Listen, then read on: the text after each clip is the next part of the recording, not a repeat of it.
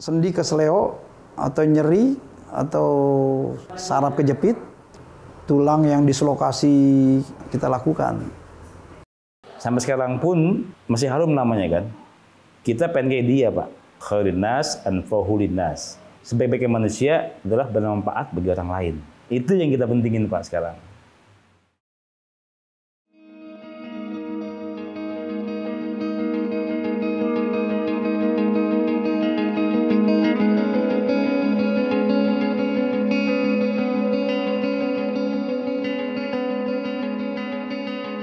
Untuk pengobatan Haji Naim ini adalah pengobatan yang turun-temurun, mulai dari ayah saya, Haji Naim bin Haji Banjir, sejak tahun 1960-an.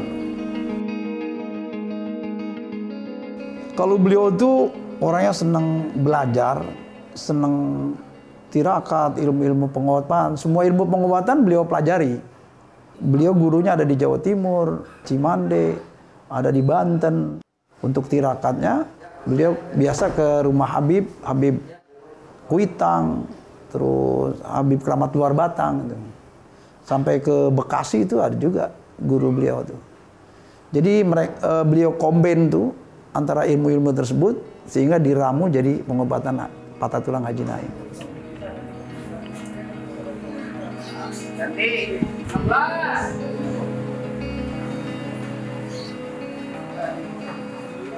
Sebelum diajarkan oleh ayah saya, kita datang ke asal pengobatan tersebut, yaitu di Cimande, dan persyaratan untuk menjadi terapis patah tulang itu harus puasa, kemudian teknik-teknik tentang penanganan patah tulang juga di sana diajarkan, cara reposisi terhadap sendi bahu, panggul yang dislokasi.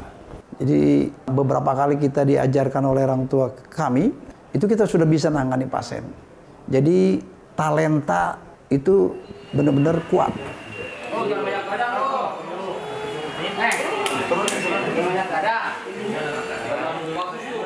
Itu pasti ada rekat-rekat lah, ada zikir yang kita harus baca, karena pengaruh ke batin.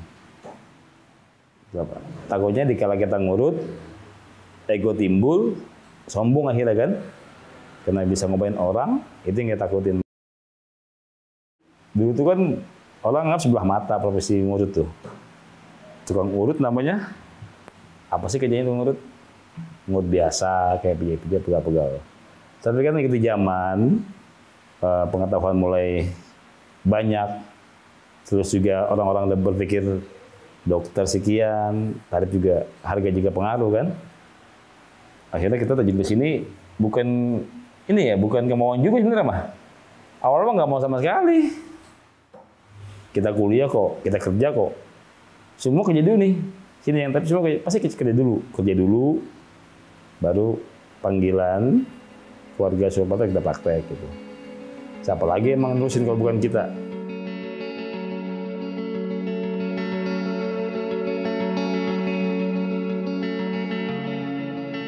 Teknik atau metode pengobatan itu tergantung kasusnya. Kalau untuk patah tulang sudah jelas kita harus menggunakan penyangga untuk tulang yang patah tersebut. Namun sebelum dilakukan sanggah itu kita reposisi dulu sehingga tulang dengan tulang itu ketemu. Tulang yang patah dengan tulang yang patah itu ketemu. Sambil kita urut, minyak langsung dari Cimande. Setelah itu kita kasih kapas dan kita campur dengan putih telur. Kalau ini sebagai perekat aja seperti gift ya. Setelah itu kita kasih bambu sebagai penyangga dan langsung kita kasih perban. Kalau untuk bambu itu tergantung patahnya di daerah mana ya. Seperti tangan, ya seukuran tangan inilah kita harus kasih bambu. Kalau kaki sudah jelas lebih panjang.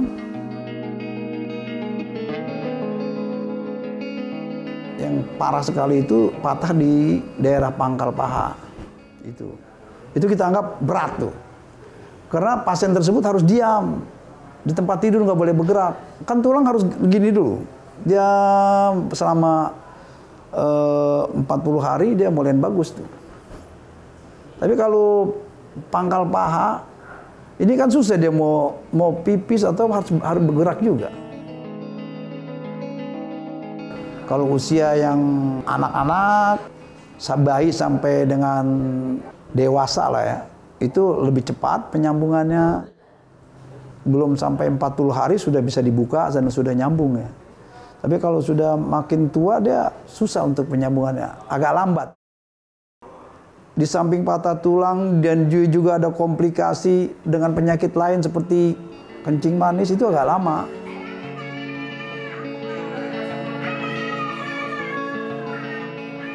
Rawat inap di sini ada 20 bed.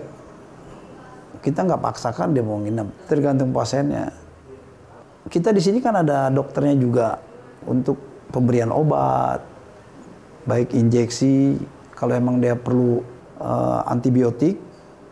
Kalau mungkin di tempat yang lain, tangan, kaki, betis, paha itu kalau ada luka dijahit dulu. Itu udah ranahnya medis, kita nggak bisa campur. Allahumma laka sumtu. Baca Pak, baca. Belum nikah mantu. Belum nikah punya mantu. Ya. Kawin berjanda dia. Teguk Pak. Angkat. Tangannya. Angkat. Pendalaman spiritual kita yang dibutuhkan. Jadi kita sekarang nggak ngeliat berapa dapatnya kita, Pak. Yang kita bicara apa yang kita hasilkan, Pak, untuk mereka yang berobat kemari. Jadi kita makanya di sini kita nggak tarif. Jelasnya Pak, kita syukurilah dapat seperak, syukuri, banyak syukuri, besar syukuri banget gitu kan. Haji Nen itu meninggal itu kan tahun 81, saya masih umur 6 tahun 7 tahun lah. Sampai sekarang pun masih harum namanya kan. Kita pengen kayak dia Pak. Jadi khairin nas anfa'uhul linnas, ya kan? Sebaik-baiknya manusia adalah bermanfaat bagi orang lain. Itu yang kita pentingin Pak sekarang. Bagaimana kita menjaga marwah Haji Nain ini selalu harum gitu loh.